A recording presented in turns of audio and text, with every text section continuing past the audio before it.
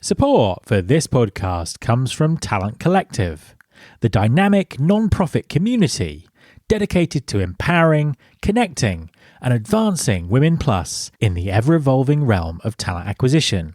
Talent Collective's mission is to elevate the careers and networks of its members through carefully curated experiences, ensuring Women Plus in recruiting thrive, learn, and connect. Whether you're a global TA leader, head of talent, corporate or agency recruiter, or an expert in recruiting or people operations, Talent Collective is tailored just for you. With over 200 women in recruiting globally, you could enjoy a multitude of benefits, from quarterly fireside chats, monthly networking events, boardroom peer groups, mentorship programs, engaging workshops, to a dedicated recruiter job board and discounts from their recruiting service partners. Talent Collective is more than just a community. It's a supportive ecosystem where careers flourish. Explore unique experiences and opportunities to connect with like-minded professionals on their free community platform at talentcollective.community. That's talentcollective.community. Follow them on LinkedIn and Instagram and join women in recruiting whose careers are thriving and flourishing. There's been more of scientific discovery, more of technical advancement and material progress in your lifetime and mine than in all the ages of history.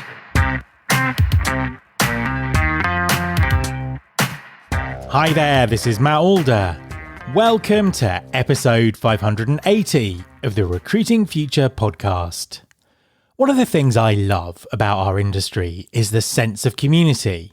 Whenever talent acquisition professionals gather, whether online or face-to-face at industry events, there's always a strong emphasis on peer-to-peer learning and support.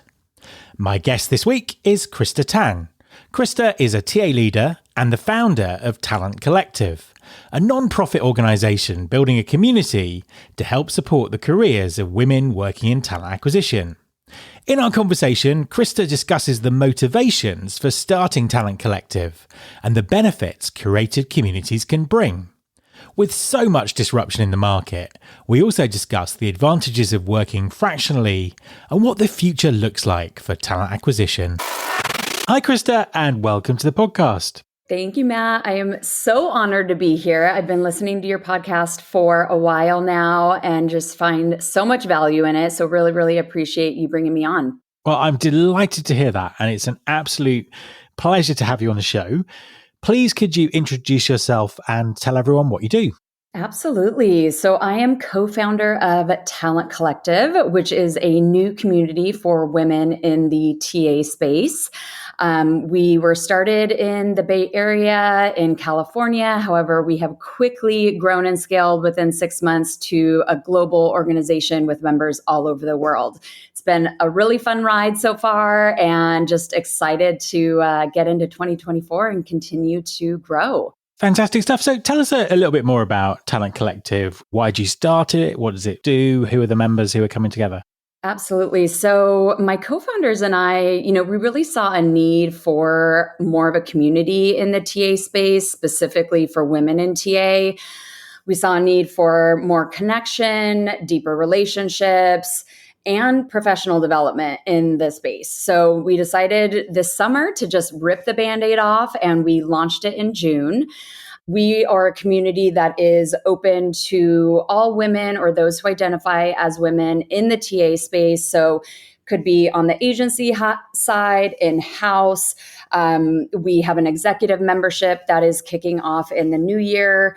And then we have people in IC roles, middle management roles, and really everything in between, even recruiting operations and RC roles. So really anyone who, owns the TA space or, is responsible for it or is a recruiter themselves, is welcome to join, and we're excited to have more members and more members apply.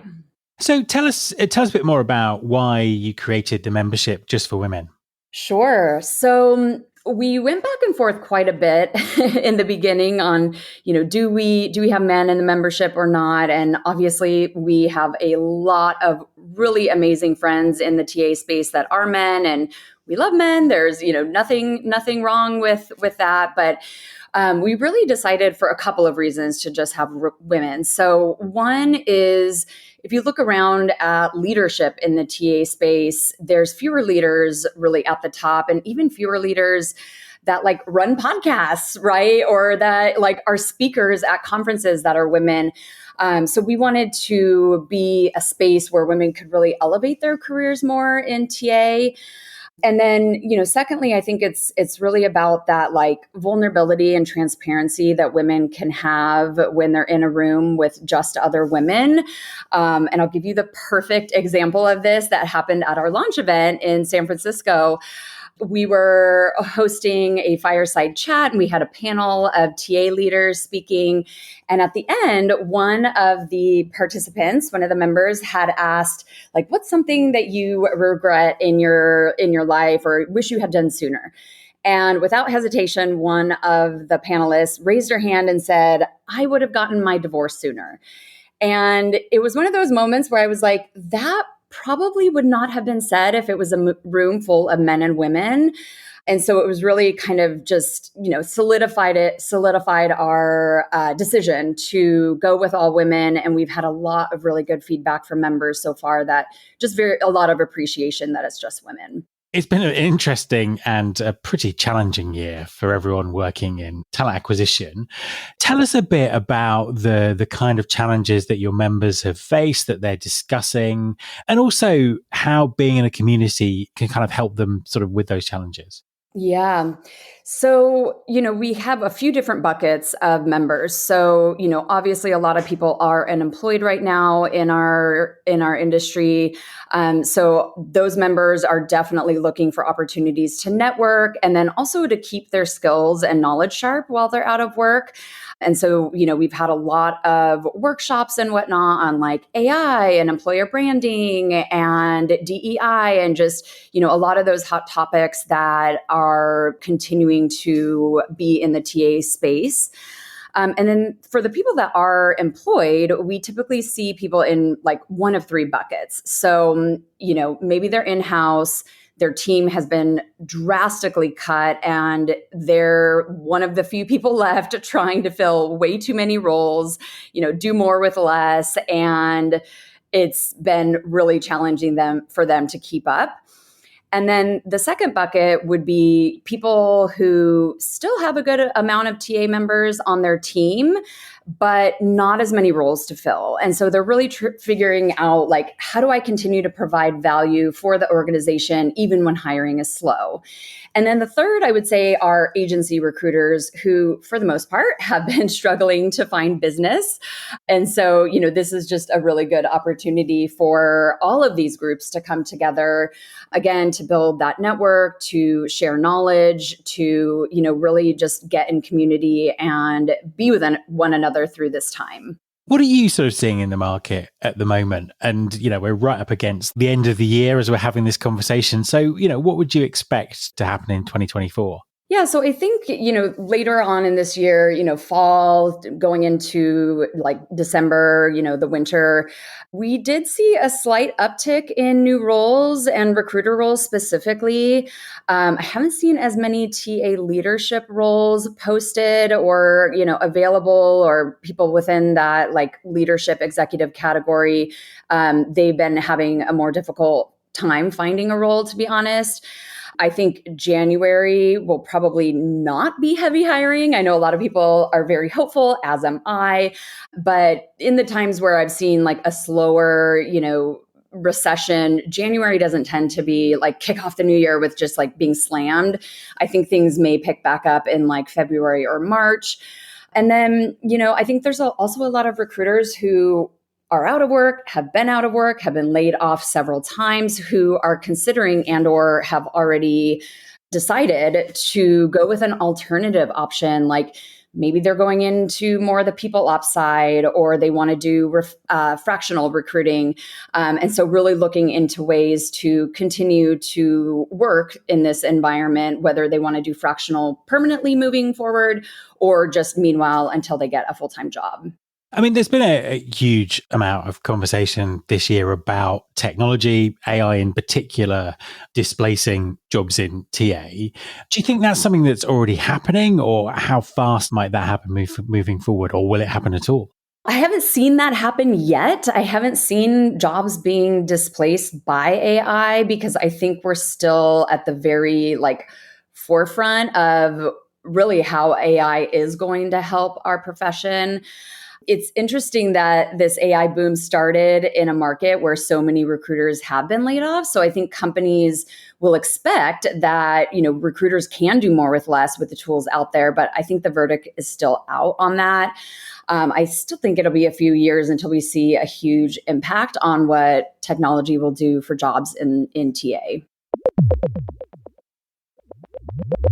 You mentioned fractional working there as an option that lots of people are looking at, and it's certainly something that I've seen as well. It's a really interesting sort of shift in the market.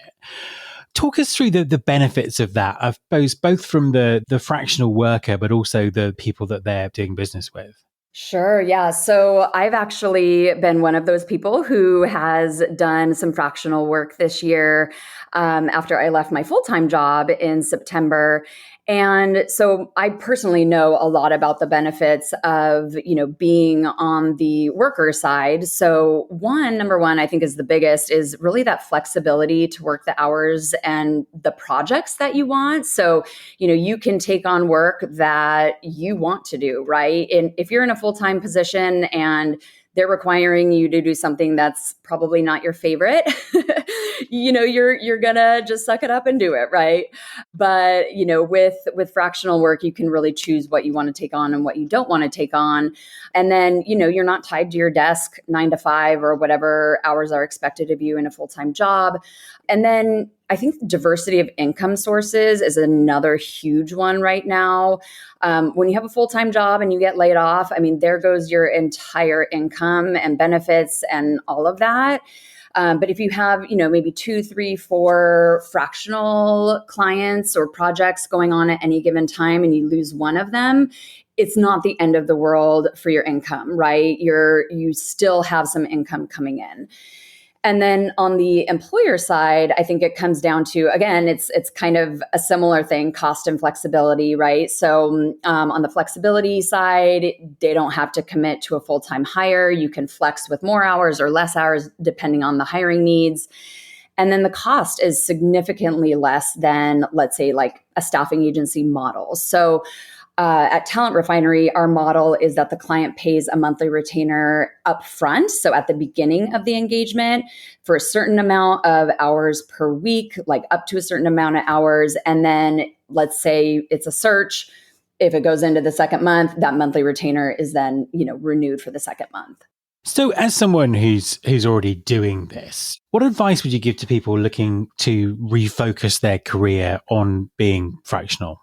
The very first thing you need to do is decide if you're going to go all in on this or if this is just going to be a side gig until you find your next role.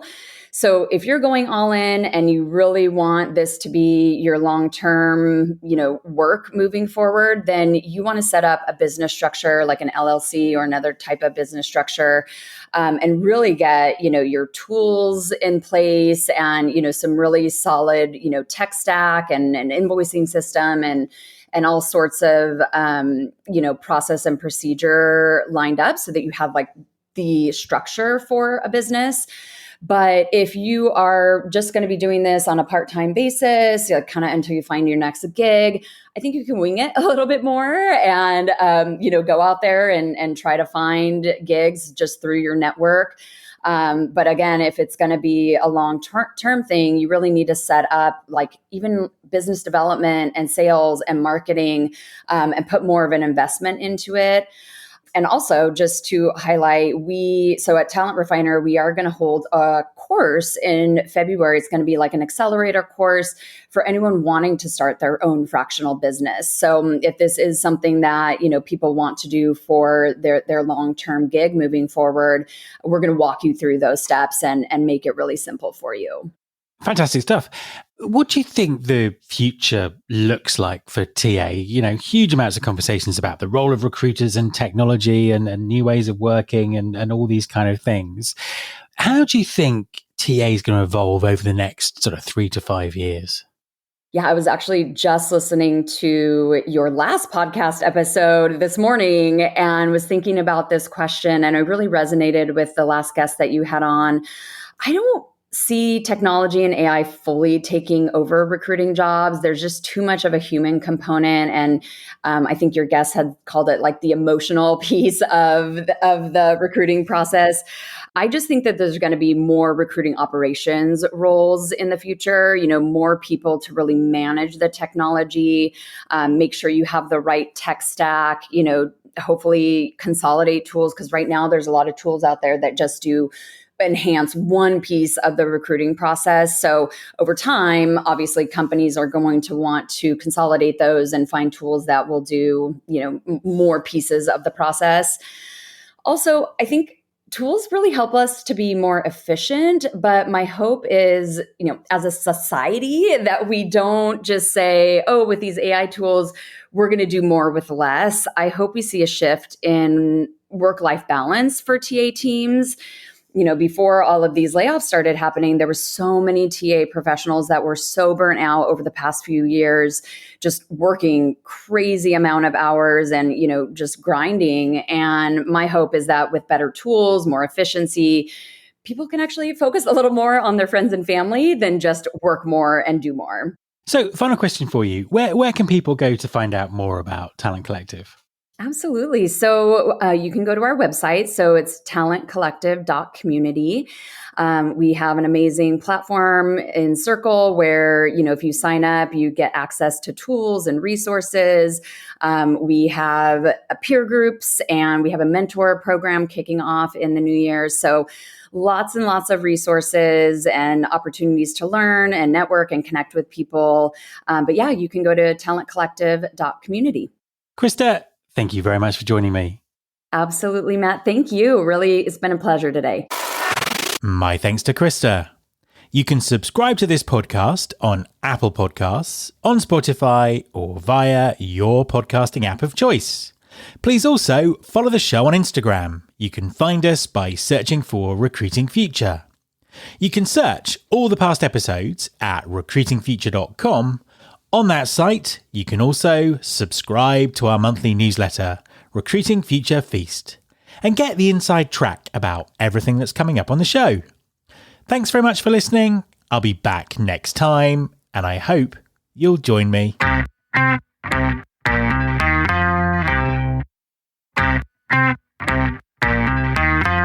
This is my show.